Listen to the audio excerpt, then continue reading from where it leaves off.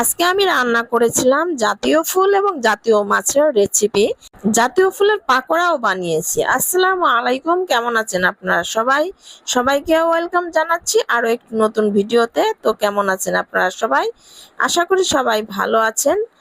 চলে আসলাম আরো একটি ভিডিও নিয়ে আপনাদের মাঝে।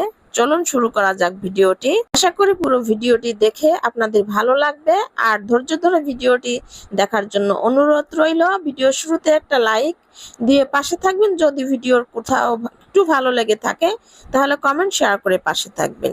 এই তো বাজার থেকে আজকে কিছু বাজার নিয়ে এসেছিল, তার মধ্যে ছিল শাপলা, জাতীয় ফুল যেটা কলার মোচা, আর বেগুন ছিল, আমড়া ছিল।